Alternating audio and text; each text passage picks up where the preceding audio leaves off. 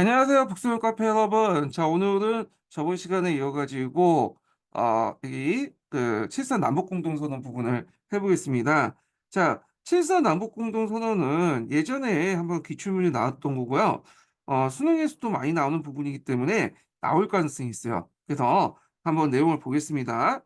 자, 배경을 보면 1970년대 들어서 그 당시 미소 간의 하해 기운이 이제 싹 텄죠. 그래서 이제 동서진영의 평화 공존 위기가 공존 분위기가 이제 있었는데 박정희는 이에 맞춰서 이 평화통일 구상을 발표하고 그 당시 북한에 대해서 무력 행사 포기를 요구하게 돼요. 그래서 1960년대까지는 이제 우리가 북한보다 못 살았잖아요. 그런데 이제 70년대 들면서 이제 우리나라가 이제 북한을 앞질러 가기 시작하니까 나름대로 체제 경쟁상에서 이제 우위를 이제 취하게 되고 자신감을 얻기 시작해요. 그래서 이제 초창기 때는 박정희 정권의 통일 정책은 이승만이나 저기 장년 정권의 통일 정책하고 동일했어요. 그 유엔 감시 아래 남북한 그 뭐냐면 선거를 하자 뭐 이런 내용이었는데 70년대 들어오면서 이렇게 이제 우리나라의 경제 발전에 힘입어 본격적인 우리가 공세적인 통일 정책을 하게 됐다. 이렇게 이제 베이스를 좀 깔고 보시면 될 것 같아요. 자, 그래서 그 남북 간의 개발과 경설의 세계 경제 관계로 전환을 제기하자. 그래서 뭐 북진 통일이니 남한을 적하니 그런 것보다는 서로 이제 상호 간에 이제 뭐냐 건설적인 경쟁 체제로 하자. 이렇게 이제 했던 거죠. 자, 그런 과정에서 이제 뭐냐면 공동성명 과정을 보면요. 자, 일단은 이제 평양과 서울에서 남북한 적십자 회담이 개최됐고요. 그리고 이 과정을 통해서 이제 또 어느 정도 래퍼가 형성된 다음에 비밀 접촉을 가지게 돼요. 그래서 이후락이 이제 평양을 방문하고 김영준 대신에 박영철이 이제 또 서울 방문하죠. 예, 남북 간의 이제 중요한 그 인사들이 각각 비밀 방문을 해서 어느 정도 대화가 이제 하자고 이제 해놓고 한날 한시에 그러니까 1970 2년 7월 4일 날 동시에 이걸 공동 발표를 하죠. 그래서 이제 여기 보면 평화 삼원칙을 제시하는데 외세에 의존하거나 외세의 간섭 없이 자주적으로 평화적으로 통일하고 사상과 이념, 제도의 차이를 초월한 민족 대단결을 내세웠다. 그래서 이제 이 키워드가 중요하죠. 자주적으로 이제 하는 거와 평화적으로 하는 거, 그다음에 민족 대단결. 요 키워드가 상당히 중요하잖아요. 그래서 자주, 평화, 민족 대단결 이렇게 이제 외워두시면 될 것 같고요. 요거는 그 이미 이제 혁신계 세력들이 1950년대부터 주장했던 논리예요. 평화 통일하자. 근데 그 당시에 뭐 평화 통일하고 민족을 자주로 통일하자고 주장하면 빨갱이 취급을 받았던 그 때였잖아요. 근데 1970년대 들면서 이 혁신계 주장들을 정권 차원에서 이제 수용해서 북한과 합의하다 이렇게 했다라는 데 의미가 있는 거예요.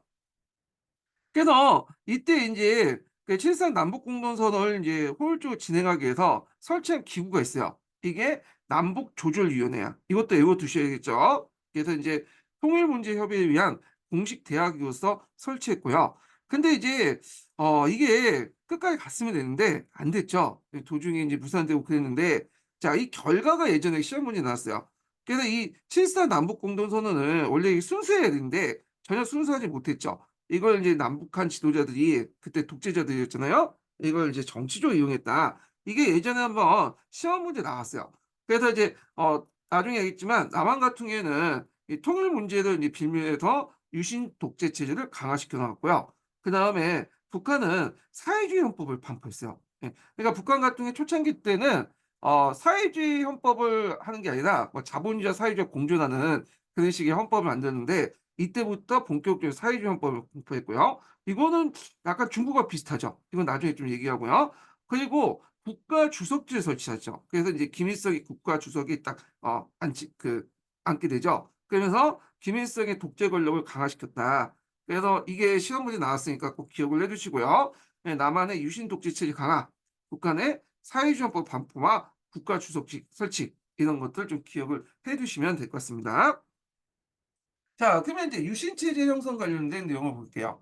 자, 여기 이제 앞에서 3월 달이란다. 예. 그 앞에 삼성 개혁을 했죠. 1969년 9월 달에. 그리고 이제 간신히 이 선거에서 그 박정희가 김대중을 누르고 간신히 이제 대통령이 되죠. 그래서 박정희가 생각하기에 다음 대통령 직선제를 할 경우에 자기가 대통령이 될 가능성이 없다고 벌써 생각을 한 것 같아. 그러니까 인제 직선제가 아니라 간선제를 좀 할 생각이 있겠죠. 예. 거기다가 또 인제 뭐냐면 여러 가지 이제 국내적 상황들이 같이 맞물려서 10월 유신이 이제 이뤄지게 되는데, 그래서 이제 10월 유신의 그 내용을 좀 보면요. 예, 잠깐만요.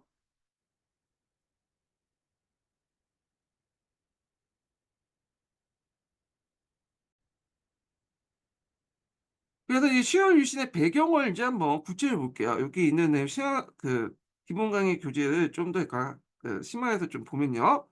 자, 아까 얘기했처럼 이7.4 남북 공동선언을 발표하는데 요 통일 문제를 뭐냐면 자신의 권력 연장 수단으로 사용하기 죠.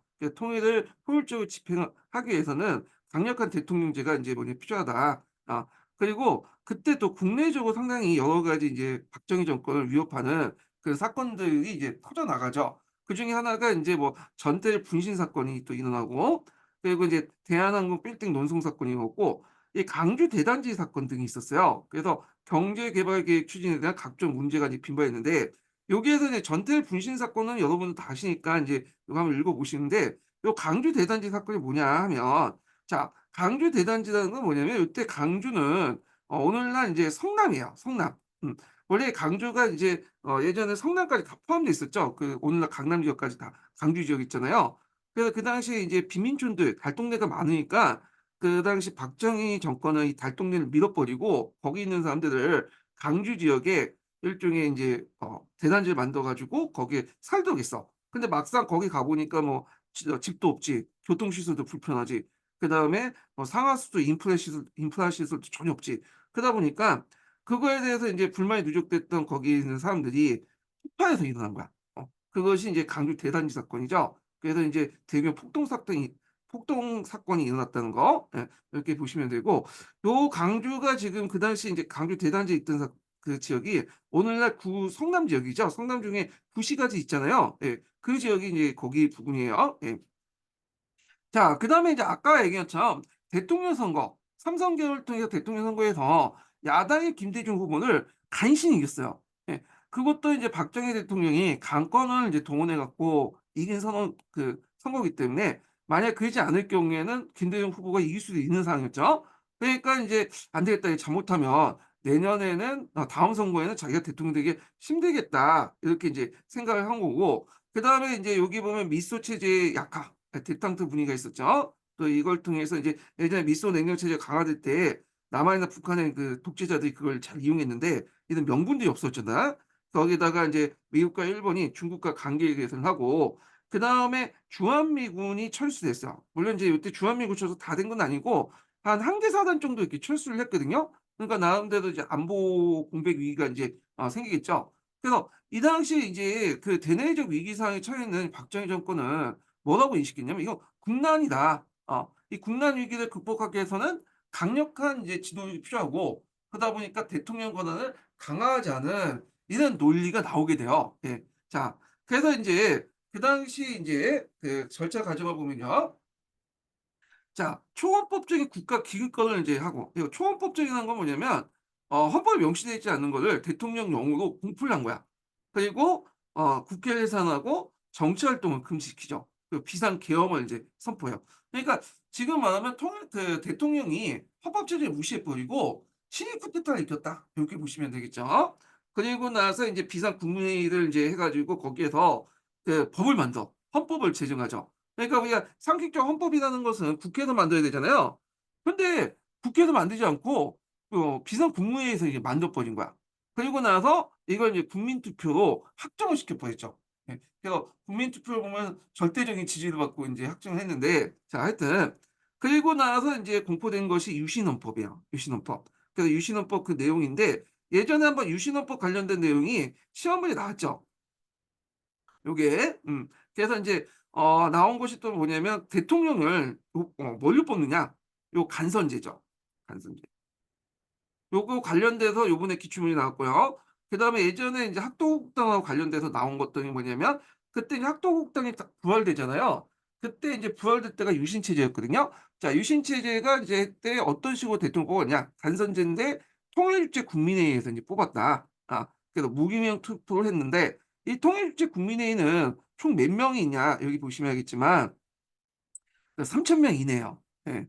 이 정도 숫자면 뭐냐면 거의 어 그냥 매수하고 뭐 협박하고 하면서 해서 자기네 절대적인 지지를 얻을 수 있는 그 의원이 수죠. 그래서 이런 적은 의원수를 가지고 이제 대통령을 뽑는데 그래 갖고 이때 뭐 거의 뭐 99.9%의 찬성으로 그래서 찬성표도 99.9% 거의 무효표를 제외하고는 뭐냐 박정희가 단독 기표해 갖고 이렇게 해서 당선이 됐다. 8대 9 대죠. 그러니까 그 뭐하고 비슷하죠 지금? 북한의 지금 선거하고 비슷하다고 보시면 될 것 같아요. 예.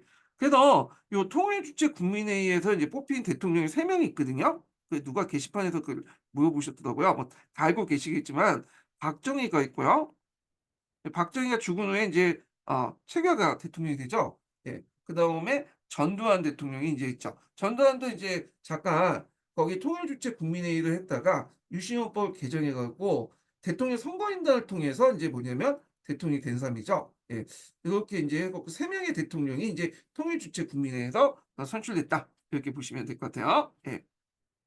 그래서 이 통일주체 국민회의 인제 좀 보시면 되고요. 또 이제 유신헌법에 좀 눈여겨볼 게 뭐냐면 긴급조치야.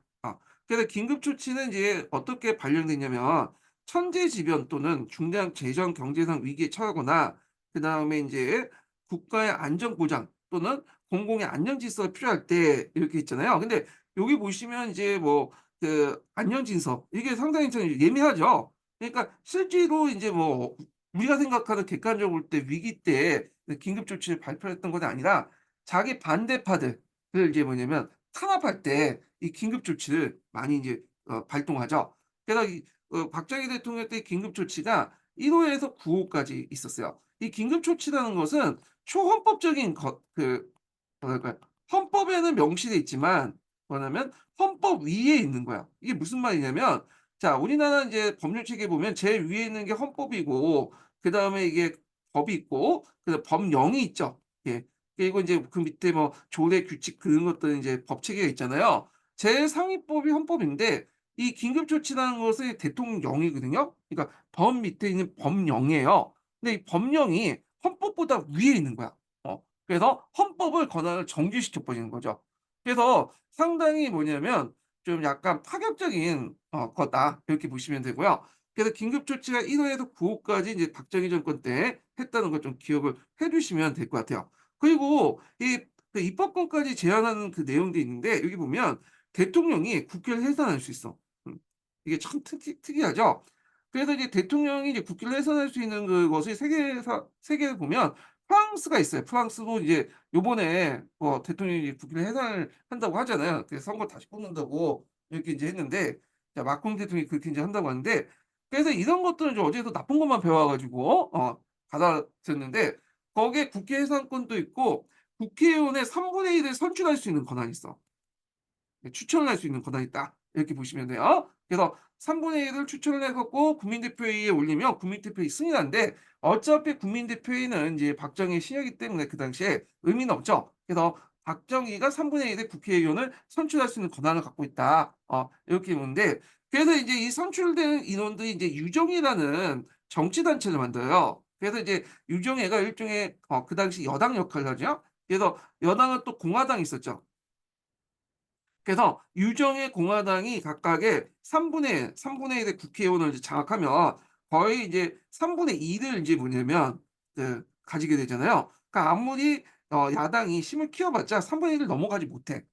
그러다 보면 인제 이 유신헌법을 개정을 못 하거든요. 왜냐하면 3분의 2 이상이 이제 가야 있어야지 개정하잖아요, 헌법에서는. 그래서 인제 이런 유신헌법을 국회에서 개정 못 하도록 이렇게 막았다. 그래서 대통령의 국회 해산권도 있고 3분의 1의 선출권도 있고 이런 것들 '입법권을 장악했다.' 이렇게 보시면 되죠. 예. 그래서 인제 요런 내용들 좀 같이 기억을 해 두시고요. 그래서 유신헌법은 인제 이런 특징을 갖고 있는데 앞에서 얘기한 것처럼 인제 통일주체 국민회에서 대통령 선거하고 유정회라고 해서 3분의 1을 인제 뽑는 추천을 해 갖고 한 국회의원 에서 정치단체를 이렇게 만들어서 영구 집권과 독재를 도모하고요. 그 임기를 6 년을 했어. 근데 연임 제한 규정이 없어요. 그러니까 이제 이 말은 뭐냐면 6 년하고 계속 통일주체 국민회에서 계속 갱신해 갖고 이제 한다는 거야. 벽에 똥칠할 때까지 인제 장기 집권을 할 수 있다. 이렇게 인제 보시면 될 것 같아요.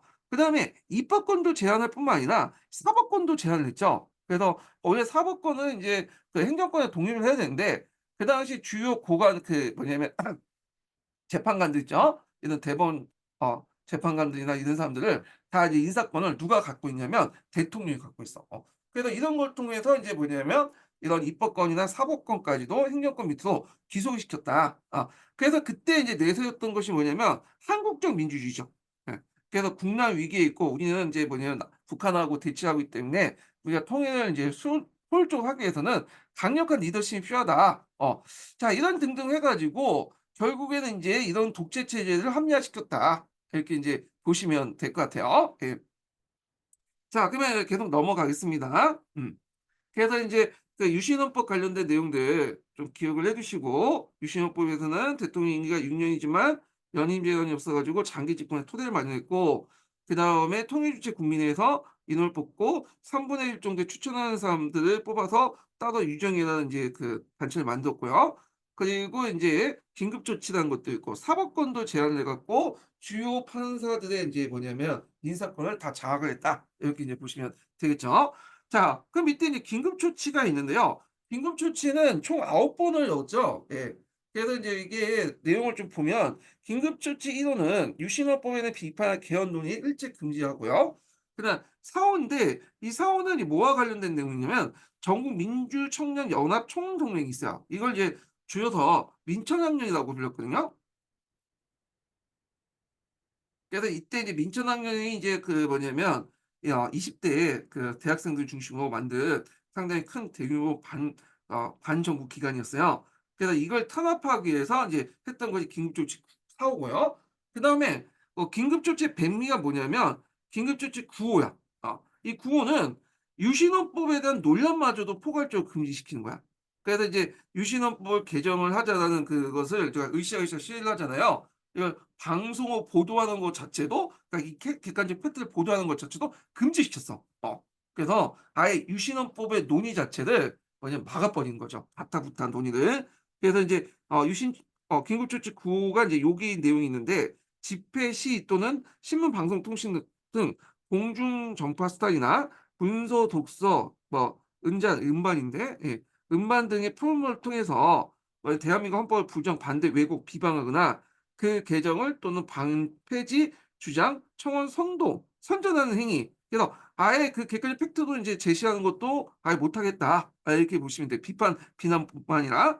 그래서 이제 이런 긴급조치 구에서 이렇게 식으로 자기가 인제 뭐냐 독재할 때 이렇게 여기에 반대 운동들 탄압했다. 이렇게 이제 보시면 되겠죠. 자 이 유신 체제에 이제 반대도 상당히 심했죠. 특히 대학생, 재학 인사, 언론인을 중심으로 해서 유신 반대 시위가 있었고 그다음에 개원천원 100만 인 서명 운동도 있고요. 그다음 교과서에 나온 게 3일 민주 구국선이 있어요. 그 교과서에 좀 많이 나오거든요. 그래서 그 밑에 제가 사료를 이제 적어 놨는데 그래서 그당 윤보선, 김대중, 함석형 등 각계 각층의 지도권 인사들이 유신 체제에 반대하면서 발표한 선언이야. 그래서 민주화 운동의 목표와 방향을 제시한 선언이었다. 네, 이렇게 이제 보시면 될 것 같아요. 예. 그래서 1976년 3 월에 인제 공포를 했어요. 예. 자 그래서 인제 있고 그 외에도 여러 가지 이제 그 저항 운동이 있는데 이때 이제 어떤 그 사건들이 일어났냐 좀 보면요. 자 그 당시 이제 그 박정희 정권은 이런 것을 탄압하기 위해서 김대중 납치 사건을 벌이죠. 요거 교과서에 나와 있는 것도 있는데 그 당시 김대중은 인제 그 당시에 신민당 당수였잖아요. 그리고 인제 박정희 유신 체제에 이제 뭐냐면 그 여러 가지 인제 반대 운동을 했던 건데 이 사람이 이제 잠시 일본어를 망명했어요. 그래서 일본에서 막 박정희를 막 비판하고 막 글을 했는데 그러니까 이제 대한민국 중앙정부 요원들이 그 당시 그 도쿄 호텔에 있는 김대중을 납치했어. 73년 8월 8 일에. 그리고 나서 원래 계획은 이제 어떻게 하려면 했냐고 했냐면 이 사람을 이제 동해 앞바다로 그냥 수장시키려고 했는데 이 납치 사건이 알게 된 거야. 이 미국 등 이 여러 나라에서. 그러니까 이제 미국 대사관이 와서 막 말리고 그러니까 이제 보는 눈이 있잖아요. 그러니까 인제 박정희는 판결적으로 '아 내가 안 했다. 밑에 있는 사람들이 그냥 지네들이 한 거다.' 그런 식으로 방문했겠죠. 그러니까 이제 본 눈도 있으니까 죽이지는 못하고 그 당시 일단은 이제 납치해 갖고 좀 감금해 뒀다가 8월 13일 날 이 사람을 이제 눈을 꽁꽁 감은 다음에 김대중의 눈을 감은 다음에 자기 김대중 자택 앞에 인제 던져 놨어요. 예. 이게 이제 뭐냐면 김대중 납치 사건이거든요. 예. 자, 그래서 인제 요 내용도 좀 같이 기억을 해 두시면 될 것 같고요. 예. 자, 거기에다가 인제 경제 불황이 있었죠. 이게 상당히 큰 타격이었죠. 제2차 원유 파동 인데 이 제2차 오일 파동을 통해서 상당히 경제가 악화됐거든요. 요거는 인제 이란 때문에 그쵸? 이란에서 이제 호메이니가 그날 파라비 왕조를 얻고 이게 정권을 장악했잖아요. 그러면서 그 과정에서 원유가 상당히 올라갔어, 원유 가격이요. 예. 이거 뒤에 좀 나중에 얘기하고요. 하여튼 이런 것들이 인제 상당히 이 원유 파동, 제2차 오일 쇼크가 그다음에 박정희 정권을 인제 무너뜨리는 한 요인이 돼요. 이 나비 효과를 불러일으키게 되는데 요건 뒤에 좀 얘기하겠습니다. 그다음에 한편 고구마 피해 보상 추진. 그래서 뭐 고구마를 이제 농협에서 인제 정량 매수 이제 약속해 갖고 이제 그 약속 믿고 그 농민들이 고구마를 키웠는데 농협에서 그 매수를 안 해 주니까 으쌰으쌰 해 갖고 결국에는 인제 나중에 보상을 받긴 했어요. 자, 뭐 등등의 인제 여러 가지 사건들이 일어났다. 이렇게 이제 보시면 될 것 같고요. 자, 그다음에 인제 박정희 정권이 무너지는 인제 과정을 볼게요. 이게 예전에 시험 문제 나왔죠. 자, 이게 계기가 됐던 것이 뭐냐면 YH 무료 노조 사건이에요. 예. 이게 앞에서 인제 제2차 오일 쇼크가 일어났다고 했잖아요. 그래서 이제 이 오일 쇼크 때문에 경제가 상당히 타격을 받게 되고 특히 이제 1970 년대 들어가면 박정희 정권이 중화공업 육성 정책을 하죠. 그래서 이 중화공업 같은 경우에는 여러분도 알다시피 기름이 많이 필요하죠. 그러니까 1차 원유 그 쇼크보다 오일 파동보다 더 뭐냐면 큰 타격을 받게 돼. 그래서 인제 여기 보면 79년 80년 들어가면 우리가 보통 인제 경제 성장률이 거의 10% 넘게 경제 성장률인데 이때는 거의 마이너스 성장을 하게 돼요. 역성장을 하는 때가 있었어요. 자, 그러다 보니까 인제 많은 기업들이 도산을 하고 그중에 인제 그 기업 중에 그 도산한 기업 중에 YH 무역 노조 있었어요. YH 무역.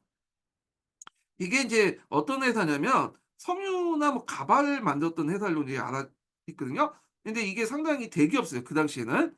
근데 섬유 석유가 아니라 섬유 회사인데 옷을 만드는 회사예요. 가발 같은 것들을 만들고. 자, 하여튼 그 회사가 뭐냐면 도산을 내 버린 거야. 그리고 이제 그 사장이라는 사람이 그 도망을 가 버렸죠, 미국 그런 데로. 그래서 월급 안 주고. 그러니까 인제 요게 월급 못 받은 여공들이 뭐냐면 으쌰으쌰 했겠죠. 그러면서 그다음에 여공 200 명이 신민당사로 인제 몰려가요. 그래서 농성을 벌였고 신민당에서는 경찰 부르지도 않았어. 근데 그 당시 박정희 정권 '이거 탄압하면 안 되겠 그러니까 탄압을 해야 되겠다.' 생각이 왜냐하면 그대로 놔두면 또 연쇄 효과가 일어나잖아요. 그러니까 이제 신민당이 경찰 부르지도 않은데 지네들이 인제 뭐냐면 투입된 거죠. 그러면서 여성 근로자들 경찰이 해산을 했고 이때 이제 시민당사에서 들어가서 근로자를 강제 해산하는 과정에서 그때 이제 김경순이라는 사람이 여공이 숨지게 돼요. 어. 그리고 국회의원도 막 폭행을 하고 그러니까 이제 야당이 상당히 이제 반발하게 되고 그리고 이제 미국 국무부도 성명을 통해서 "경찰의 강제 해산 조치는 분명히 지나치다. 잔혹하다." 이렇게 이제 하게 되죠. 자, 이 사건은 박정희 정부하고 신민당의 대립이 더욱 심화되고요. 그 과정에서 인제 뭐냐면 박정희 정권이 그 당시 이제 뭐 그 김영삼을 품위 유지가 못했다 해 가지고 국회에서 제명을 시켜 버리죠. 자, 그러니까 인제 이거에서 김영삼의 인제 정치적 그 고향이었던 그 당시 부산과 마산에서 대규모 인제 뭐냐면 항의 시위가 일어나죠. 그래서 부산과 마산에서 학생과 시민들이 유신철폐를 인제 외치면서 대규모 시위를 하게 되는데 이게 인제 시험 문제에 나왔던 것이 뭐냐면 게 부마항쟁이죠. 부마항쟁. 그래서 부산과 마산에서 일어났던 부마항쟁 또 이렇게 부마 사건이라고 하는데 요즘에 그 부마항쟁이라고 하더라고요. 예. 요번에 기출문제에 나왔던 것이 부마항쟁이고 그때 이제 부산대학교 민주학생 활동이 공포된 선언서가 있어. 요게 이제 요번에 기출문제에 나왔던 거죠. 요 사건이 뭐냐 물어본 것 같은데 이게 부마항쟁이야, 부마항쟁. 그래 갖고 요거는 어디 있는 교과서에 있어요. 교과서 사료에 있는 거예요. 예. 그래서 이제 한번 좀 읽어 보겠습니다. 중간 두 번째 단락부터 볼게요.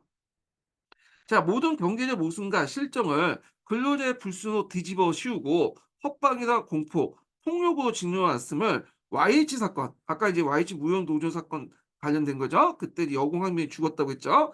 그래서 단적으로 보여주고 있고 저들의 입으로만 나불댔던 민주공화국의 형식적 논리마저 이제는 부정하면서 야당 파괴 음모, 야당 파괴 음모라는 것은 그 당시 이제 그 김영상이 제명된 사건을 얘기해요. 예, 깨닫게 해주었다 하고요. 오늘 우리의 강장은 군사교육적으로 변했고 이게 이제 학도국당 관련된 내용이 있어요. 학도국당에서 이제 이렇게 문서를 냈고 그때는 또 뭐가 있었냐면 그런 게 있었어. 그 당시 김신조 일당이 이제 내려왔잖아요. 이 김신조 일당이 내려오면서 여러 가지 변화가 일어나죠. 그래서 그때 예비군도 만들고 교령 과목도 그때 만들어지고 그랬는데 그래서 지금 여러분들은 이제 잘 모르시겠지만 예전에는 이제 뭐 중국 대학 고등학교 대학생들 데리고 교련 과목이 있었어요. 저도 이제 그때 90 년대 초반이었대 교련 과목을 이제 했거든요. 근데 이게 93 년인가 94 년인데 없어졌어 일단. 그래서 이제 대학교는 그전에 없어졌나? 하여튼 잘 모르겠는데 하여튼 그때 있었어. 자 하여튼 이런 걸 얘기해요. 그래서 자유로운 토론은 정보원과 그 앞잡이 상담 지도관과 호국당에 집어삼키지 않았는가 이렇게 했죠. 호국당 아유 어제 눈이 있죠. 학도국당. 예. 자, 그래서 이제 요 내용이 이제 뭐냐? 여기가 이제 부마 항쟁 관련된 사료다. 이렇게 보시면 될 것 같고. 자, 이렇게 이제 반독재 시위 결정하니까 그 당시에 이제 부산에 이제 계엄령을 내리고요. 마산에 위수령을 내려요. 여기에서 계엄령은 여러분 알 텐데 위수령은 좀 약간 생소하실 텐데 위수령은 뭐냐면 이게 이제 계엄령 같은 경우에는 이제 정부가 내려도 후에 이제 의회에 이 승인을 받아야 되거든요. 예. 그렇기 때문에 이게 또 정치적으로 상당히 부담이 커요. 그래서 이제 계엄령을 내릴 때도 있지만 상당수가 이제 박정희 정권 때 위수령 같은 걸 많이 했어요. 이게 부담이 좀 적어. 이거는 의회 성인 없이 그냥 차후 내릴 수 있는 거야. 대통령령으로. 의회 후에 이제 뭐 추인도 안 받고 그래서 되거든요. 그래서 이제 주로 이제 뭐냐면 주요 정부 기관 있죠. 관공서들. 거기에 뭐냐면 군부대 이런 것들이 위협이 있을 때 군대가 동원돼서 그 부분을 뭐냐면 통제할 수 있는 권한이 의수령이야. 그 국가의 주요 관공서나 군부대 이런 데에 이제 위협을 받을 때 이런 걸 군대가 이제 동원해서 여기를 뭐 보호할 수 있는 것이 위수령인데 자 위수령이 내렸다고 하면 거기만 보호한 게 아니라 실제로 그 지역을 장악했다고 보시면 돼요. 군부대가요. 예. 그래서 이게 정치적 부담이 상당히 적고요. 그래서 이게 독재 정권이 자주 애용했던 것들 위수령이거든요. 그러다 보니까 이제 이게 문제가 있고 왜냐면 이게 법은 명시되어 있는 것도 아니고 대통령령으로 규정돼 있어요. 그러다가 제가 알기로는 이게 노무현 대통령 때인가 하여튼 그때 없어진 걸로 알고 있어요. 예, 이게. 자, 하여튼 이런 위수령을 내렸다. 자, 그러니까 이제 부마 항쟁이 일어나니까 그 당시 정권 안에서도 좀 내분이 일어났죠. 그래서 이제 여러분들 알다시피 이제 그 당시 누구하고 이제 그 했냐면 차지철이라고 있죠. 그 경호부장. 그다음에 김재규가 사이가 별로 안 좋았어. 예. 그래서 이 박정희, 김재규, 차지철이 안가에 가서 술 마시다가 요 부마 사건에 대해서 막 논의를 하고 있었어요. 그러니까 이 차지철이 이제 뭐라고 얘기했냐면 얘네들 뭐 이제 일어났는데 그 킬링필드 봐라. 그 캄보디아에 보면 200만 300명 죽었으니까 그냥 탱크 밀고 뭐냐 몰고 가서 죽이자. 뭐 깔끔하게 죽이면 이제 겁먹고 이제 안 하겠지. 뭐 그런 식으로 얘기하니까 무슨 말이냐면서 김재규가 그러면 안 된다면서 하고 박정희가 뭐 차지철 이렇게 들고 이렇게 편을 들고 등등 해 갖고 논쟁이 붙었는데 김재규가 인제 저기 옆에 안가에 인제 다른 건물 가 갖고 총을 가지고 와서 박정희 차지철 쏴 죽이는 사건이죠. 예. 그게 이제 12.6 사태죠. 예. 12.6 사태. 그 12.6 사태를 계기로 해서 박정희가 죽게 되면서 유신 체제가 종말했다. 그러니까 이제 일종의 나비 효과가 일어나죠. 그러니까 아까 얘기한 것처럼 제2차 오일 쇼크가 일어나고 그때 YH 무역 노조 사건이 일어나고요. 그것 때문에. 그리고 요걸 처리하는 과정에서 부망증이 나고 그리고 박정희 정권의 계엄령과 위성을 내리고 그걸 논쟁하면서 12.6 사태로 연결되죠. 이런 식으로 해 갖고 결국에는 박정희 정권이 무너졌다. 이렇게 보시면 되겠죠. 자, 박정희가 죽고 나서 그 당시 이제 누가 대통령이 됐냐면 그 밑에 이제 국무총리가 있어요. 예, 유신헌법에 보면 이제 요게 박정희가 대통령이 죽을 시 유고할 때 그 후에 권력 순서가 있잖아요. 지금도 마찬가지로 이제 지금 대통령이 죽을 때 부통령 없잖아요, 우리나라는. 국무총리가 이제 대통령이 되는데 그때 국무총리가 누구냐면 최규하야. 이 최규하. 예. 그래서 이제 최규하가 일시적으로 대통령이 됐는데 이 당시에 박정희가 죽고 나서 좀 이제 박정희가 억눌렸던 많은 사람들이 분출돼 나오잖아요. 그래서 민주화 요구도 하고 등등 했는데 그래서 이걸 이제 뭐라고 하냐면 서울의 봄이라고 해요. 서울의 봄. 음. 그래서 그 당시 안개 전국 시기 때 여러 가지 민주주의의 어떤 목소리들이 등장을 한 것이 서울의 봄이죠. 요번에 이제 시험 영화로 작년에 서울의 봄 했고 이제 있는데 엄밀히 말하면 서울의 봄하고 12.12 사태는 좀 약간 다른 건데 왜 이름을 이렇게 갖다 붙였는지 잘 모르겠어요. 예. 자, 하여튼 이때 이제 뭐냐면 전국이 이제 혼란할 때 등장했던 사람이 누구냐면 전두환이죠. 전두환. 전두환이 부안사 이제 사령관이었죠. 그래서 인제 기무사령관, 오늘날 말하는 기무사령관에서 이제 한 건데 그 당시 권력의 공백 상태가 있었어요. 왜냐하면 그 당시 이제 국정원이라고 하는 인제 안기부가 있잖아요. 이 안기부는 이제 김재규가 그 당시 이제 부장이었는데 얘가 인제 잡혀가면 안기부 힘이 잃었고 차지철에서 대통령 경호실 있었는데 이 대통령 경호실도 어떻게 돼요? 차지 죽을 수가 없어졌죠. 그러니까 인제 그 당시 이제 보안사에 있던 전두환이 이 당시 이제 등장하게 되고 전두환이 안기부와 인제 뭐 경찰을 이렇게 불러서 인제 사건 진상 조사를 하게 된 거야, 박정희. 그러면서 전두환이 권력을 장악할 수 있는 기회가 됐던 거죠. 그래서 전두환은 또 박정희 시대부터 하나회라는 사조직을 만들고 있었어요. 이 사조직을 통해서 권력을 장악하려고 했고 그때 인제 어떻게 했냐면 12.12 사태를 일으키죠. 이 12.12 사태 때 그 당시 이제 정성환이 같이 있었거든요. 김재규 옆에 건물에 같이 있었는데 물론 전성환이 이제 그때 살인 사건 때 김재규가 이제 박정희하고 차지철 죽일 때는 옆에 있진 않았지만 같은 옆에 건물에 있었어요. 그래서 이제 이걸 기회로 인제 정승환이 김재규를 짜 가지고 뭐냐면 "박정희를 죽였다." 이런 식으로 사건을 날조를 내버리죠.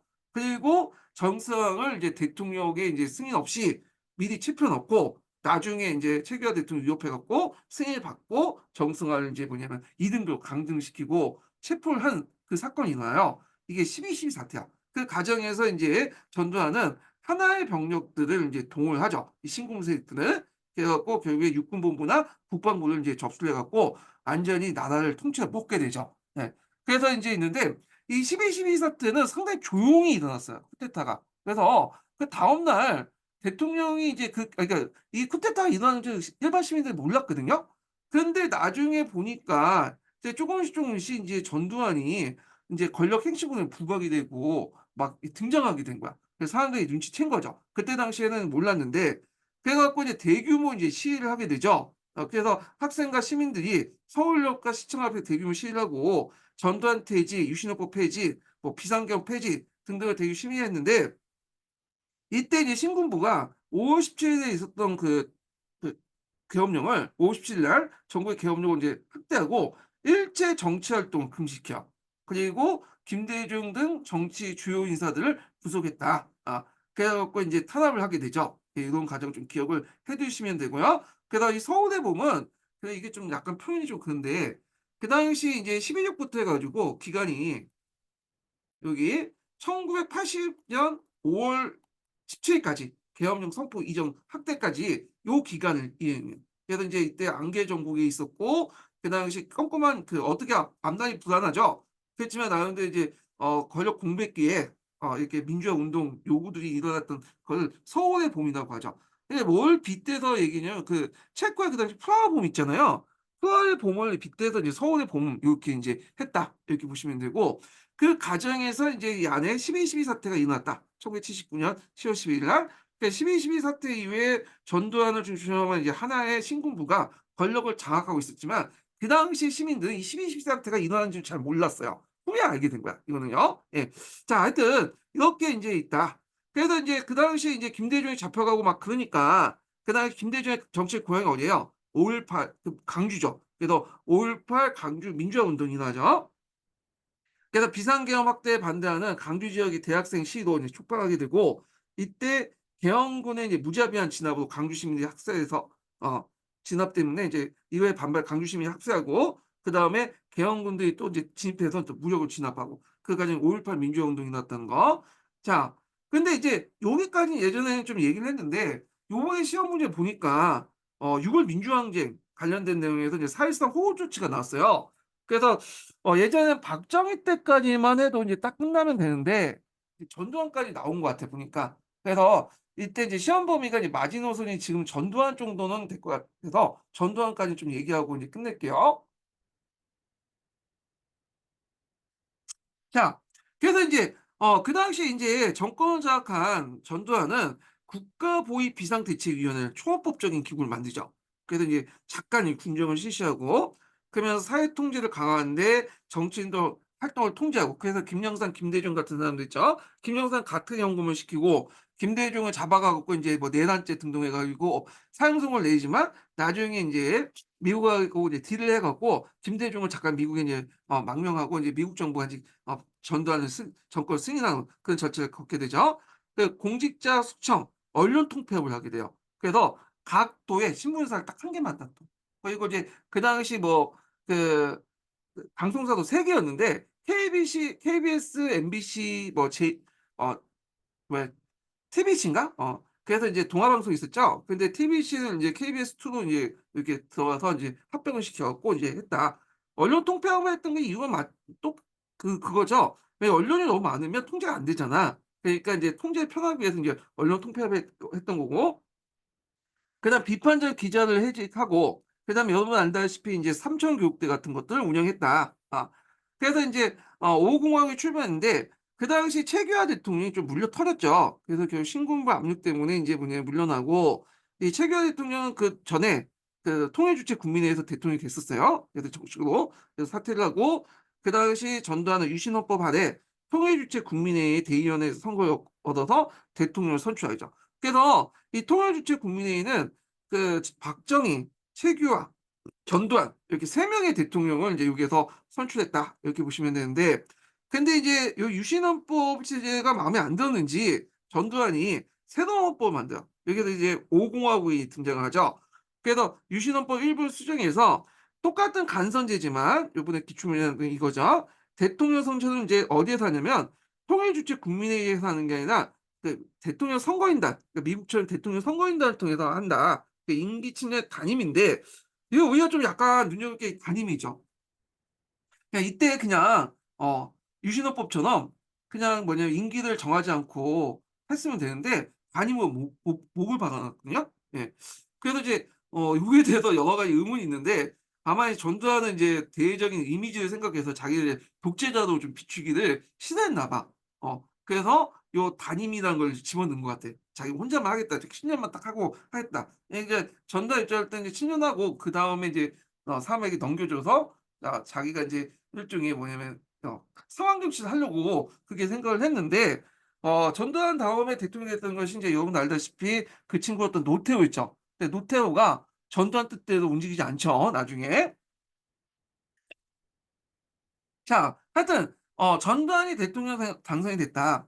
그리고 나서 인제 6월 민주항쟁을 좀 보겠습니다. 자, 그 당시 민주화 운동을 추진하는 과정에서 광주 민주화 운동의 진상이 인제 알려지게 돼요. 예. 예전에는 이제 막 폭도라고 하면서 숨기고 있다가 나중에 좀 알려지게 되면서 이 진상 규명과 책임자 처벌을 요구하게 되고 거기에다가 인제 예전에 한번 영화로 인제 소재가 됐던 박종철이라는 사람 있죠. 이 서울대 언어학과 그 1 학년 학생이었는데 이 사람이 인제 그 남영동에 끌려가 갖고 인제 물고문하다 죽잖아요. 그 유명한 말 있죠. 어 딱 치니까 "억." 하고 죽었다는 말도 안 되는. 자 그 계기로 해 갖고 전국적인 민주항쟁의 어떤 도화선 역할을 했고 거기에다가 인제 요번에 시험 문제에 나왔던 것이 이제 4.13 호언 조치죠. 그래서 그 당시 이제 직선제 요구에 대해서 전두환 대통령이 4.13 호언 조치를 내요. 예. 그래서 이제 요게 요 시험 문제에 나왔던 건데 4.13 호언 조치 여러분도 알다시피 기존의 헌법을 체제를 유지하겠다는 거야. 기존의 그 헌법 체제가 뭐야? 직선제가 아니라 간선제잖아요. 그래서 인제 요게 이제 요번에 시험에 나왔다는 거 간선제 키워드로 해서. 자 여기 내용을 보면 이제 본인은 전두환 대통령이 보면 본인은 이런 말을 되게 많이 쓰거든요. 예 그러니까 본인은 나오면 그냥 전두환 대통령 이렇게 보시면 돼요. 자 이제 본인은 임기 중에 개헌이 불가능하다는 걸 판단하고 현행헌법에 따라서 현행헌법은 뭐예요? 앞에서 인제 이 1980년 10월 달에 인제 했던 이 헌법을 말하죠. 예. 이 현행헌법에 따라서 내년 2월 25일에 본인의 임기 만료와 더불어 후임자에게 정권을 이양하고 천명하는데 요때 후임자는 인제 여러분도 알다시피 인제 노태우 대통령이죠. 노태우. 예.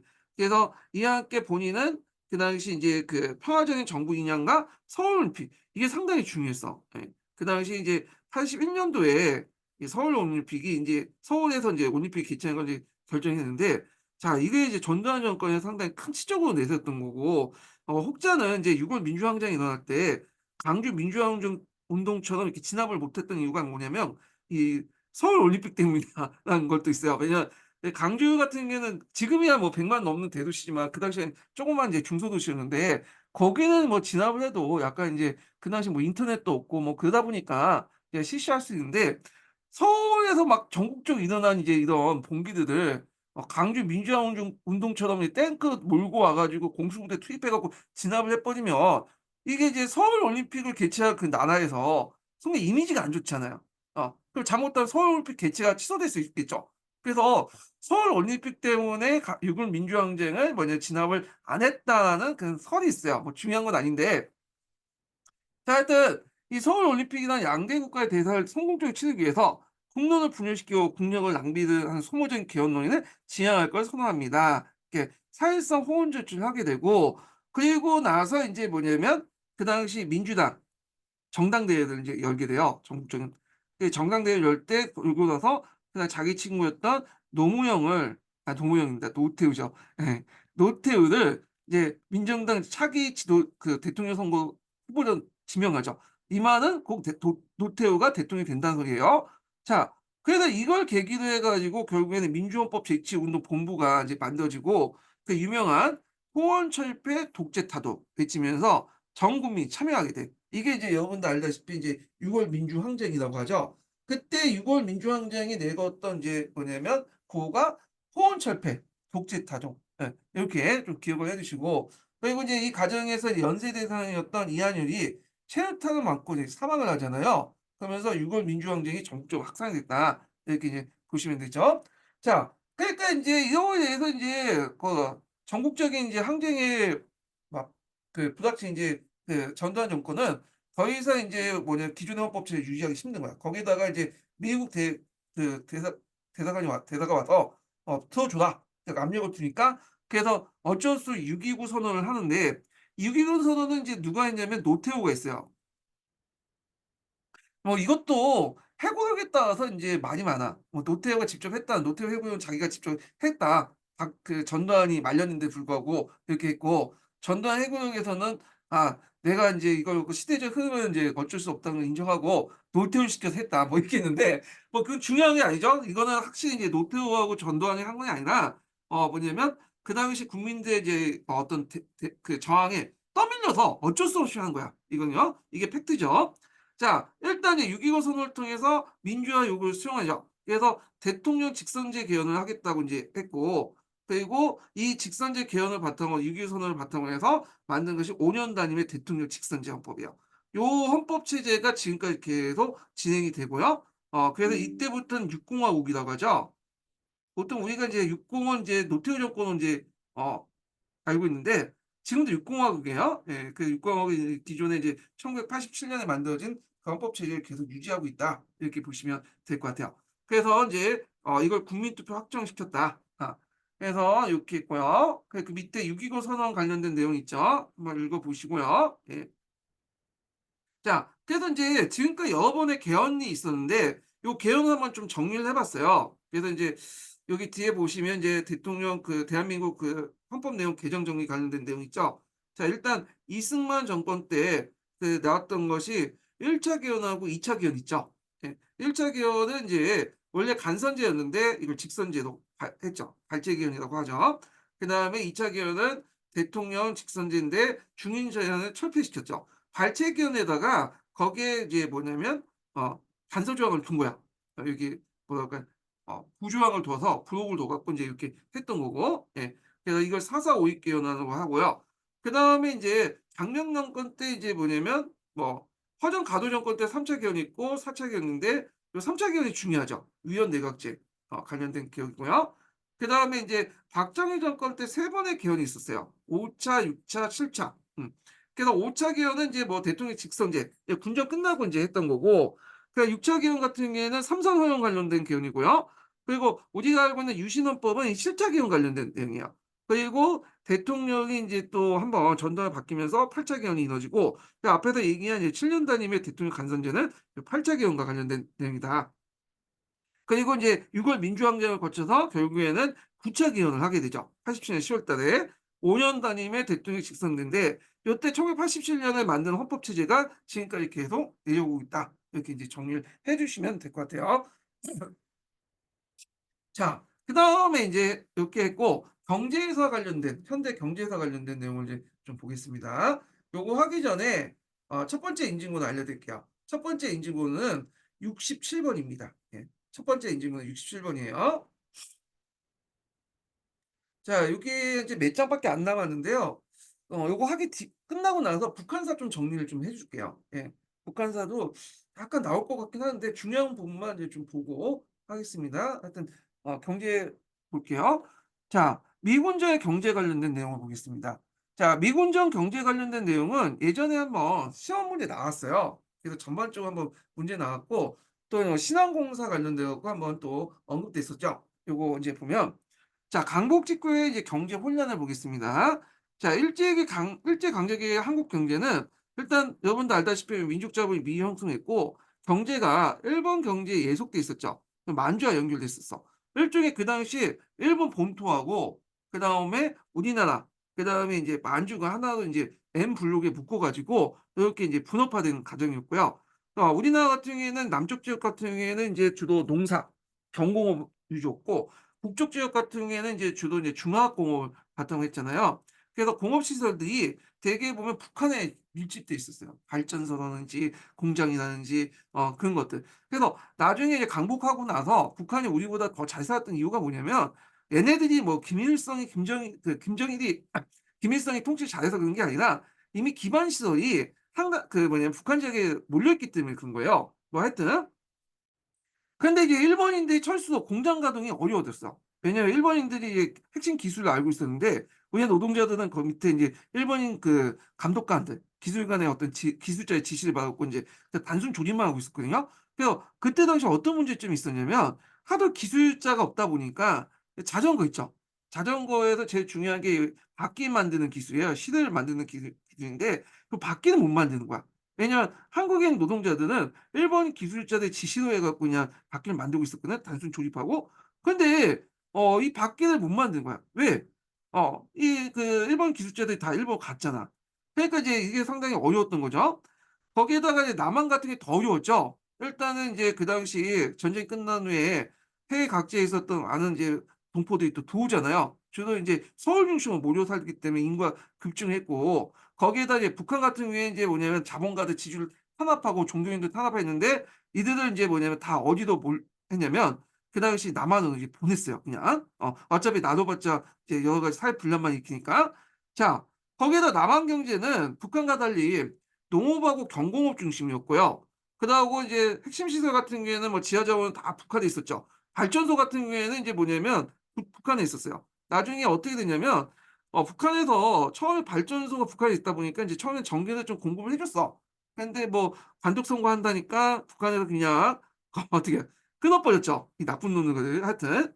자, 거기에다 이제 남한 인구는 아까 제가 북한 동포 월남, 해외 동포 귀국 등등 해 가지고 요 혼란이 있었고, 거기에다가 이제 미 군정이 제대로 된 정치를 잘 못했어요. 이게 경제 정책을 못 쓰는데, 미 군정 같은 경우에 한국에 대해서 잘 몰랐어요. 그러니까 딱 들어오니까 이 한국이 오랫동안 일본의 이제 통제 아래 있었고 통제 경제에 있으니까 '이거 좀 잘못됐다.' 미국처럼 이제 뭐냐 '자유 경제를 하겠다.' 하면서 그 고가 자유 판매를 허용하고 막 그렇게 하는데, 문제는 요거는 우리나라는 미국이 아니었죠 그 당시에. 그래서 매점 매석 등의 문제가 일어나니까 다시 이제 곡물 수집료를 내 갖고 다시 예전에 일본 했던 것처럼 이렇게 인제 뭐냐 공출제로 이게 전환하는 등 이런 등등 여러 가지 문제점이 있었어. 예. 거기다가 인제 어 돈이 필요하니까 통화량을 막 찍어냈죠, 통화를. 그래 갖고 인제 이런 등등 해 가지고 상당히 정치적으로 이제 경제적으로 혼란스러웠다. 자, 그래서 미군정의 경제 정책을 보면 그 당시 초창기 때는 미군정이 미국식으로 이제 자유경쟁 체제를 채택을 했어요. 그래서 이제 미국의 자유 판매를 허용하고 했는데 오히려 이런 것들이 매점 매석을 불켜서 쌀값을 올려놨잖아요. 그러니까 또 이걸 해결한다고 해서 곡물 수집량을 공표했어. 이 곡물 수집량. 그래서 예전에 일제 강점기 때 미국 공출 제도를 이제 뭐냐면 실시를 한 거죠. 예. 근데 이 곡물 수집량이 오히려 상황을 악화시켜 놨죠. 예. 왜냐하면 이제 어 시장 가격보다 더 낮은 가격으로 이게 강제로 공출하니까 일반 농민들이 쌀을 내놓지가 않아. 어디 숨기고. 그래서 결국에는 인제 뭐냐면 쌀이 부족하고 등등 해 갖고 곳곳에서 폭등이 나고 대구 지역 같은 경우에는 대구에서 인제 쌀값 폭등을 해 가지고 네 대규모 인제 폭등이 나왔잖아 남로당 그 지도 아래. 자 하여튼 그래 갖고 인제 이렇게 혼란기였다. 이렇게 보시면 될 것 같고요. 자 그래서 예전에 이제 미국 공출제 그 곡물 소진과 관련된 내용 나왔으니까 좀 기억을 해 두시고 자 그다음에 이제 좀 넘어가서 이제 미 군정 시기 때 농지 개혁을 좀 해 보려고 했어요. 왜냐면 북한 같은 경우에는 이미 이제 정부 수립 이전부터 그 농지 개혁을 했죠. 토지 개혁을 하면서 인제 무상 분배 몰수 이렇게 했잖아요. 무상 몰수 무상 분배해 갖고. 농민들의 지지를 받고 있는 상황에서 만약에 토지 개혁을 제대로 안 할 경우에는 어떻게 돼요? 어 남한의 사회주의가 확산될 수 있겠다. 그런 생각을 해 갖고 농업을 해서 토지 개혁을 나름대로 하려고 했다는 거죠. 이 신한공사는 나중에 좀 얘기할게요. 그래서 그 당시에 이제 배경을 보면 60%가 소작지였고요. 특히 이 북한의 토지 개혁이 상당히 컸죠. 그래서 잘못하면 이 토지 개혁을 안 할 경우에는 농촌 내 사회주의 세력이 확산될 수 있겠다. 그래 갖고 뭐냐면 나름대로 뭐냐 토지 개혁을 하려고 했지만 안 됐어요. 예. 왜냐면 그 당시 예전에 나왔지만 한민당 세력들이 되게 반대를 했어. 얘네들이 이제 지주 세력들이잖아. 그러니까 인제 이게 전면적인 개혁은 힘들고 이건 나중에 다음 이제 한국 정부가 이제 그 뭐냐면 할 때 하고 자기가 미 군정이 갖고 있는 게 이제 일본의 소유지만 있었거든요. 그 당시 신한공사 밑에 일본의 소유지가 있었는데 그 토지만 인제 뭐냐면 이렇게 정리하기로 했어요. 그래서 이제 신한공사를 그때 이제 이름을 뭘로 바뀌었냐면 중앙토지행정처로 설치했어요. 이게 이제 신한공사가 있는데 이 중앙토지행정처로 인제 이름이 바뀌었다.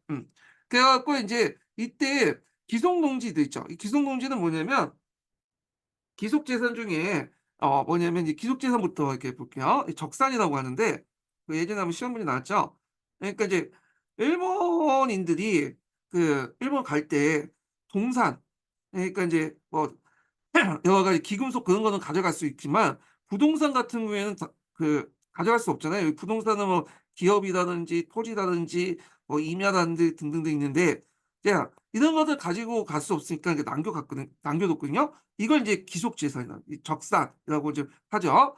자 그래서 이 적산 기속재산을 이제 뭐냐면 처리하기 과정에서 그 당시 신한공사라는 특별회사를 만들었어요. 그래서 종조의 동양척시회사가 소유한 전 재산과 조선의 법인의 일본인 재산을 관련 목적으로 만들었던 것이 이 신한공사다. 이렇게 보시면 돼요. 미 군정 때 만들었어요. 그래서 기속재산, 적산 이 용어를 좀 외워 두시고요. 이것도 예전에 기출문제 나왔죠. 요걸 관리하게 만든 회사가 신한공사였다. 이렇게 보시면 될 것 같아요. 자, 신한공사는 기속재산을 관리했는데 이 기속재산 안에는 토지도 있고 일본인 기업도 있고요. 그다음에 임야도 있고 여러 이제 부동산들이 있어요. 그래서 그중에 기업 같은 게 적산 기업 같은 경우에는 그 뭐냐면 원래는 이제 이 적산 기업을 거기에 일하는 노동자들이 그 돈을 주고 인수하려고 했거든요. 근데 그 거부하고 미군정이 따로 인제 뭐냐면 관리를 뒀어. 그래서 이 적산 그 일본 기업은 누구한테 넘어가냐면 이 관리인들에게 넘어갔어요. 그래서 나중에 인제 이 적산 그 기속 기업들을 이제 처분할 때 그 당시 이제 주 1 순위가 뭐냐면 예전 미 군정 때 이 기속 기업들을 이제 관리했던 이제 관리인들이죠. 이 사람들에게 나눠줬던 거야. 그래서 이 사람들이 그걸 받고 인제 뭐냐면 재벌로 성장했다. 그래서 초창기 때 이 재벌들은 예전에 일본 기업들 있죠. 일본 기업을 관리했다가 나중에 뭐 미군정 때나 이승만 때 인제 이렇게 적산을 분할할 때 받아 가지고 이제 키워 가지고 오늘날 재벌로 이제 성장을 했던 사람들이다. 이렇게 보시면 돼요. 그래서 이제 있는데 하여튼 그중에 인제 신한공사 중에 인제 아까 기업도 있지만 토지도 있다고 했잖아요, 농지도. 그래서 이 기속 농지들을 인제 어떻게 처분할까 해 가지고 했는데 그때 인제 그 귀속 농지들은 이제 어떻게 했냐면 일단 농민들에게 이제 나눠주는데 그때 나눠줄 때 이제 주로 이제 1순위 순위가 소작인들에게 우선권을 줬어. 예. 그다음에 농민, 농업노동자, 북한 이주자, 귀국 농민들 순서로 이제 분배를 했고요. 그다음에 이게 공짜로 나눠주는 게 아니라 그게 뭐냐면 유상으로 분배를 해줬죠. 돈을 줘야 돼요. 그래서 이제 이 할부로 갚도록 한 거죠. 그래 갖고 집가는 생산고의 3배도 하고 지분은 연간 생산고의 20%씩 해서 15년 선물 상환을 한 거야. 그 당시 뭐 화폐 가치가 올라가다 보니까 화폐를 받으면 손해잖아요. 그래 가지고 이렇게 인제 했다. 그래서 지가가 생산고니까 예를 들어 갖고 뭐 예를 드는 거예요. 뭐 1 킬로당 뭐 그 당시에 인제 10 원이다 하면 생산이 뭐 50 킬로 정도 생산하면 이게 어떻게 된 거야. 잠깐만요. 물 좀 마실게요.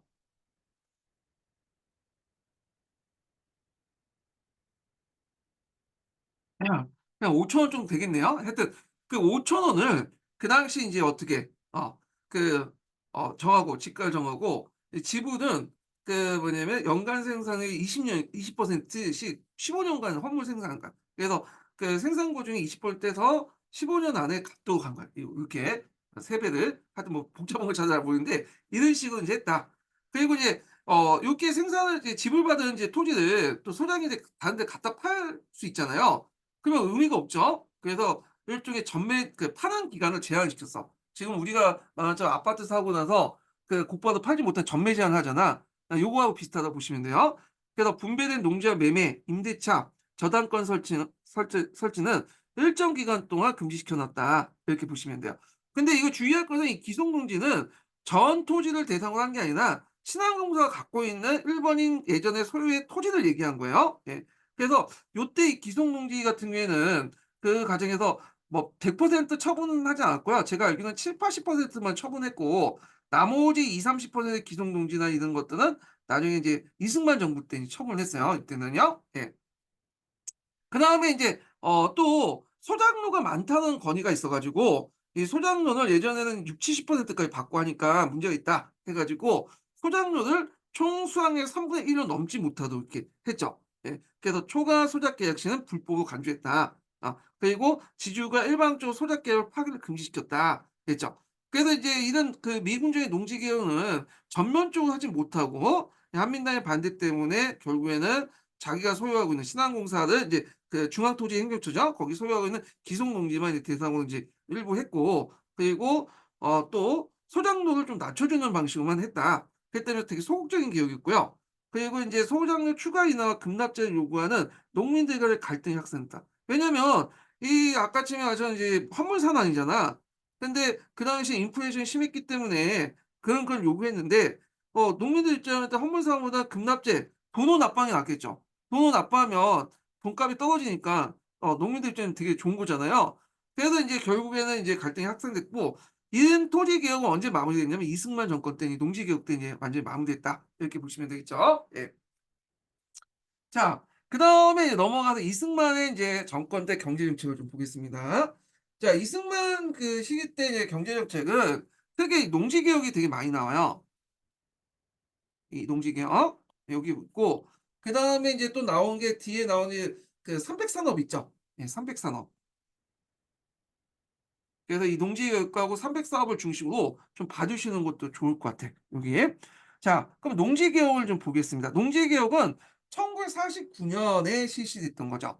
그래서 배경은 여론의 압력 그리고 자익들의 사회운동 격화. 왜냐하면 이제 북한 같은 경우에는 이미 농지개혁을 했는데 우리가 안 하면 그 우리는 농촌 사회 사회주의가 확산된 북한이에요.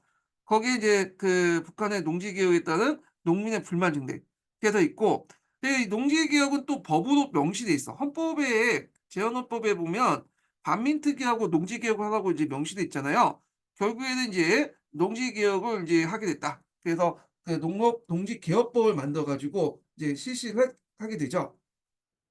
자 그러면 농지개혁의 목적은 뭐냐면 농지를 농민들에게 적절하게 분배하고 농가 경기의 자립과 농업 생산의 증진, 농민 생활의 향상과 국민 경제의 균형 발전을 이뤄냈다. 예. 이게 목적이에요. 표면적인 목적이고 그래서 인제 1949 년에 인제 농지개혁법을 제정하는데 요때 이제 갈등이 있었어. 정부안하고 그다음에 국회의원이 대립을 하고 있었거든요. 요게 예전에 한번 시험 문제 나왔거든요. 한번 보겠습니다. 잠깐만요.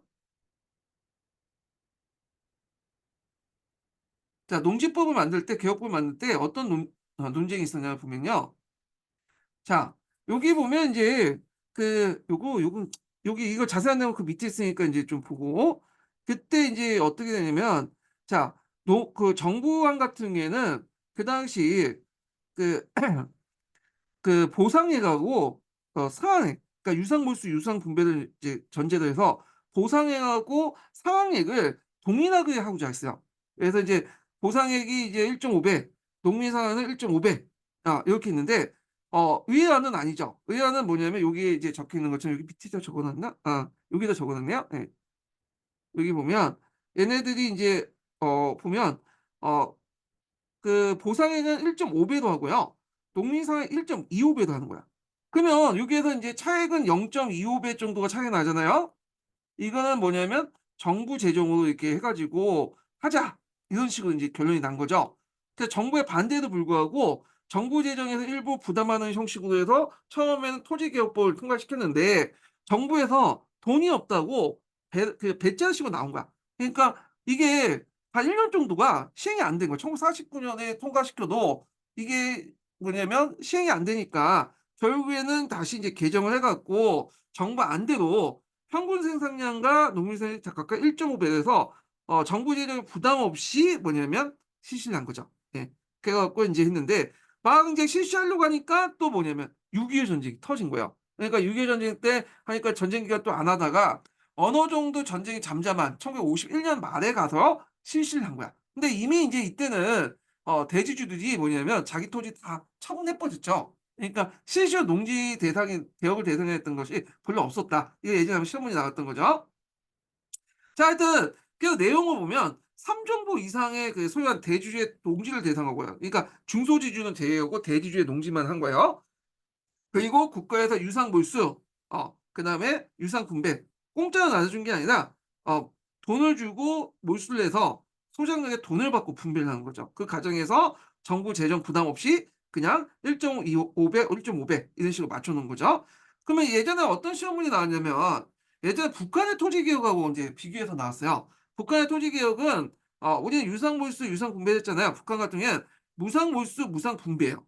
예. 그리고 대상도 다르죠. 대상도 중소지주와 친일파를 대상으로 했다. 물론 대지주도 이제 포함해 갖고 이제 얘기하고 좀 대상이 넓죠. 확대됐고 그리고 이런 것들 좀 기억을 해 두시면 돼요. 그러니까 북한 같은 경우에는 5 정보 정도에 가지고 있는 중소지주나 이런 사람들을 대상으로 했고 우리는 3 정보 이상의 대지주 토지를 했다. 근데 5 정보가 더 크잖아요. 5 헥타르 정도 되는데 그럼 이게 무슨 말이냐. 왜냐면 북한 같은 경우에는 인구가 적죠. 그만큼 토지가 넓어. 토지 비옥된 떨어지는지 몰라도 감안하시고 보는데 남한 같은 인구도 많고 또 뭐냐면 토지도 상당히 적죠. 그런데 이제 토지 비옥도가 높잖아요. 그러니까 남한은 이제 3 정도만 가지고도 대지주지만 요 북한 같은 경우에는 5 정도 정도 가져야 이제 거의 중소지주 요 정도 되시면 돼요. 됐다고 보시면 되고 근데 주의할 건 뭐냐면 남한은 이게 뭐냐 소유권을 준 거죠, 소유권을. 그치만 북한 같은 경우에 소유권을 준 게 아니에요. 이거는 매매 양도가 제한되고 소유권이 아닌 경작권을 준 거야. 왜냐하면 사회주의국가에서는 토지의 소유권 궁극적으로 어디에 있어요? 국가에 있어요, 국가. 그래서 이거는 이제 북한뿐만 아니라 중국이라든지 그다음에 이제 소련이라든지 토지 개혁할 때 이때 토지 분배를 하는데 이때 분배했던 거는 경작권을 분배한 게 그러니까 소유권을 분배하는 게 아니라 경작권을 분배한 거다. 그리고 이렇게 이제 토지 분배해 놓고 어느 정도 인제 사회주의 정권이 기초가 이루어지면 이 당을 다시 집단 농장화 시켜 갖고 이제 만들어 버린 거죠. 그래서 경제권조차도 인제 농장으로 넘기게 되죠. 예. 이렇게 보고 그래서 중국 같은 경우에도 이제 뭐 약간 삼천포에 빠지는 소리지만 중국도 지금 사회주의 국가잖아요. 그러니까 얘네들도 토지 소유권은 누가 갖고 있어요? 국가가 갖고 있어. 그러면 이제 개인이 그럼 갖고 있는 건 뭐냐? 개인이 갖고 있는 거는 용인권, 토지를 이용할 수 있는 권한만 갖고 있는 거야. 그래서 70년 정도 이렇게 가지고 있죠. 그리고 나서 70년 되면 이제 뭐 세금 좀 내면 갱신하는 거야. 갱신을 하는 거. 그리고 이제 공공의 목적에 따라서 국가가 토지를 그냥 자기가 토지니까 몰수는 할 수 있죠. 그렇지만 중국 같은 경우에는 토지를 한 번도 또 몰수할 수 없는 게 재개발한다고 해서 국가가 토지를 몰수를 하면 그 위에 있는 건물 같은 지상권들 있죠? 이 지상권은 개인이기 때문에 이 지상권에 대한 어떤 대가를 줘야 돼.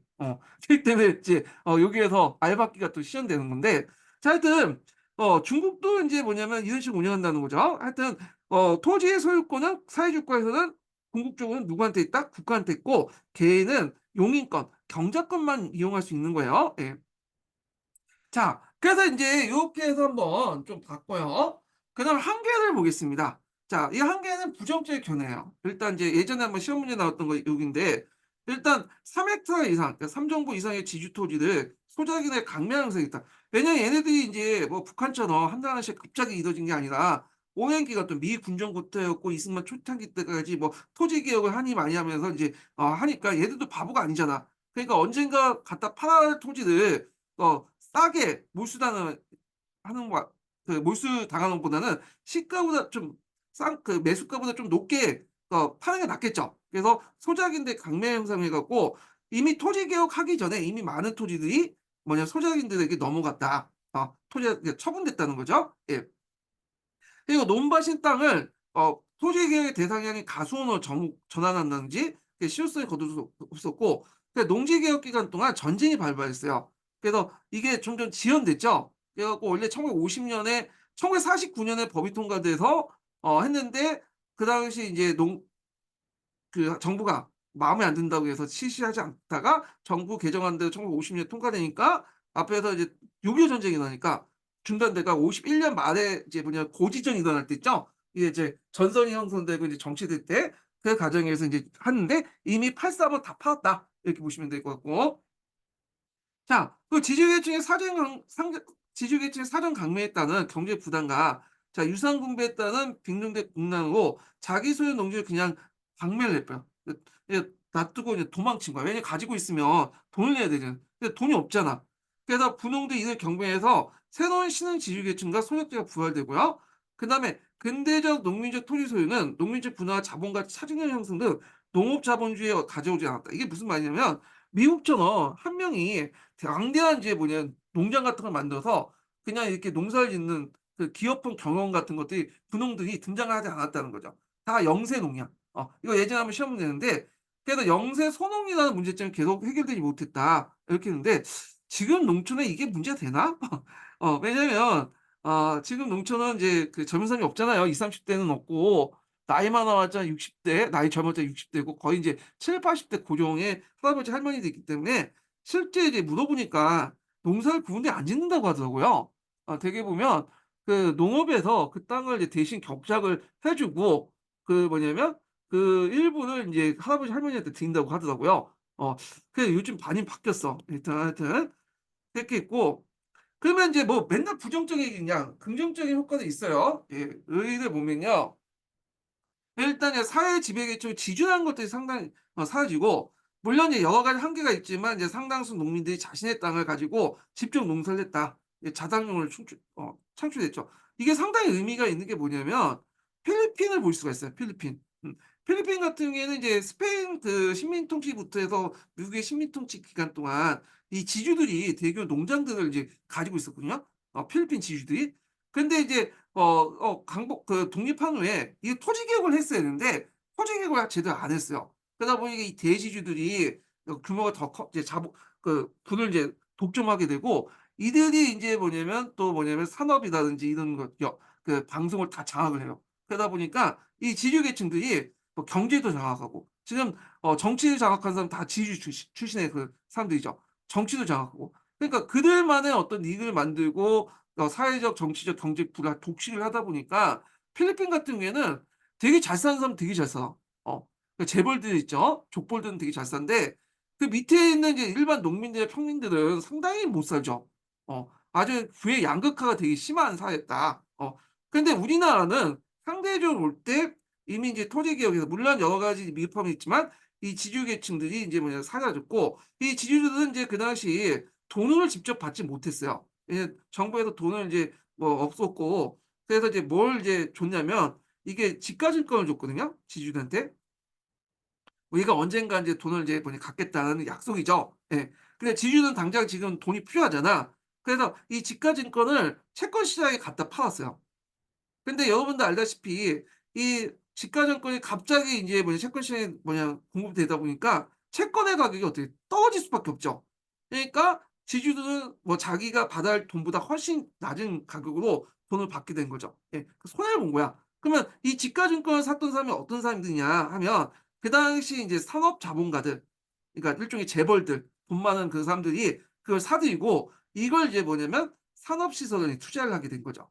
그래서 그 당시 이제 토지 자본들이 산업 자본이나 산업 자본 전환할 수 있는 기회를 가졌고, 이 말은 지주들이 그 얘네들이 집가증권을 갖고 이게 상당히 이제 그게 집가증권에 맞는 자금을 공급받아 갖고 다른 데 투자한 게 아니라 이 집가증권을 갖고 있는, 그러니까 산업자본가들이 토지자본을 받아들인 거야. 사들여 가지고 이걸 이제 산업자본으로 전환시킨 거죠. 그러니까 지주들이 산업자본가가 된 것이 아니라 산업자본가들이 집가증권을 이제 매입을 해 가지고 이걸 뭘로 산업자본이나 상업자본으로 전환을 시킨 거죠.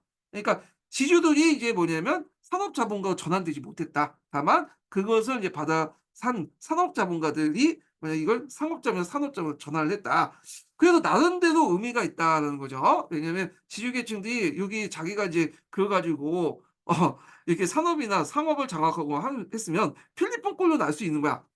자, 하여튼 요걸 요렇게 해석을 하시면 돼요. 토지자본이 상업자본이나 산업자본으로 전환할 수 있는 기회를 가졌다는 것은 지주가 산업자본가와 상업자본가가 된 것이 아니라 기존의 산업자본가와 상업자본가들이 지가증권을 싸게 매입을 해서 다른 데 요런 데 투자를 했다. 이렇게 보시면 되겠죠.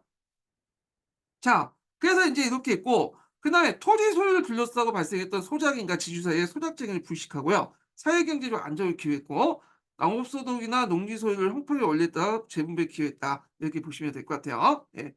근데 이제 우리나라가 산업화하면서 인제 이게 농촌 문제가 그렇게 중시되지 않게 돼요. 60-70 년대 들어가면 인제 그 당시에 많은 농민들이 다 이제 서울로 올라오고 도시 지역으로 가 갖고 이 노동조합 변하잖아요. 그러니까 이런 것들이 크게 작용되지 않았지만 하여튼 초창기 때는 나름대로 의미는 있다. 이렇게 보시면 될 것 같고. 자, 그다음에 인제 요 앞에 이제 도표가 있는데 이거 예전에 한번 시험문제 나왔던 거거든요. 요거 좀 기억을 해 두시고요. 여기 보시면 알겠지만 여기에 보면 소작지 비율들이 확 줄어들잖아요, 이게 보면. 이미. 어. 그러니까 이제 실제 우리가 이제 1950 년에 가서야 농지 개혁을 실시했고, 실시 실시한 것도 1951년 말에 가서야 한 거잖아요. 50 년에 이제 정부가 안 돼서 통과되었고 하다가 51년 말에 인제 실제로 실시를 한 건데, 이미 실시하기 전에 이미 소작지 면적이 많이 줄어들죠. 그건 뭐냐면 아까 말한 것처럼 이미 지주들이 이 기간 동안 어차피 그 강제 뺏긴 바에는 좀 비싸게 팔아먹자 해 갖고 소작인데 강밀했기 때문에 그런 거야. 예. 요것들 좀 기억을 해 두시면 되고, 그다음에 기속농지 같은 게 처분 면적 보면 여기는 지금 통계가 안 나와서 있는데 그 당시 미 군정 때 인제 상당히 처분이 됐어요. 그리고 한 70-80% 처분됐고, 이 미 군정에 통계가 없기 때문에 여기 안 나와 있는 거예요. 지금 아예 처분이 안 됐다고 한 게 아니라. 그리고 나서 그 일부를 인제 이승만 정권이 계승한 거죠. 그래서 이승만 정부 때 이제 적산을 분할하는 과정에서 기속농지뿐만 아니라 기속 그 기업들도 있죠. 이렇게 분할을 했다. 이렇게 인제 이걸 보시면 될 것 같아요. 예. 그래서 인제 요렇게 한번 봤고요. 자, 그다음에 인제 6.25 전쟁 이후에 인제 복구 정책 관련된 내용을 좀 보겠습니다. 예. 자, 요거는 좀 쉬었다가 진행을 하겠습니다. 예.